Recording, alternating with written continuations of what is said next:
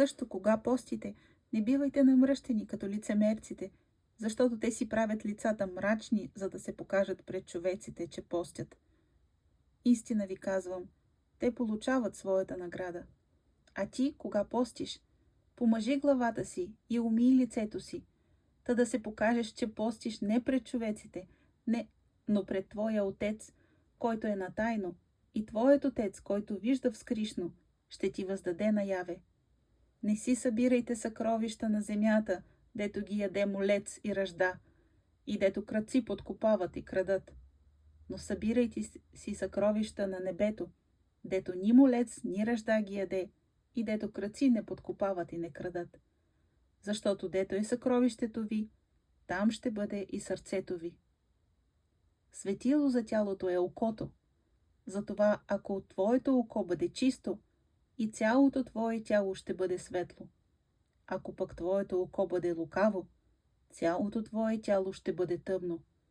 И тъй, ако светлината, що е в тебе, е тъмнина, то колко ли голяма ще е тъмнината?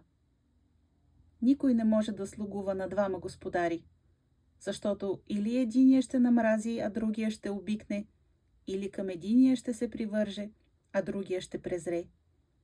Не можете да служите и на Бога, и на мамона, на богатството.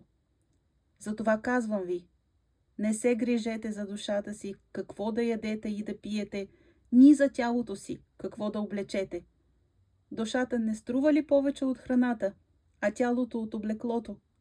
Погледнете птиците небесни, че не сеят, нито жънат, нито в житници събират. И вашият Отец небесен ги храни. Не сте ли вие много по-ценни от тях? Па и кой от вас със своята грижа може да придаде на ръста си един лакът? Защо се грижите и за облекло? Взрете се в полските кринове, как растат.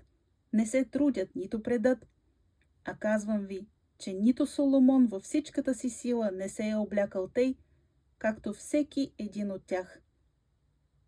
И ако полската трева, която днес я има, а утре се хвърля в пещ, Бог тъй облича колкото повече вас.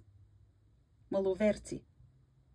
И тъй, не се грижете и не думайте какво да ядем или какво да пием или какво да облечем, защото всичко това търсят езичниците и защото вашият небесен Отец знае, че имате нужда от всичко това.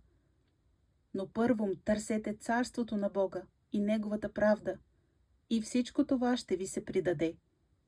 И тъй, не се грижете за утре, защото утрешния ден сам ще се грижи за своето. Доста е на всеки ден злобата му.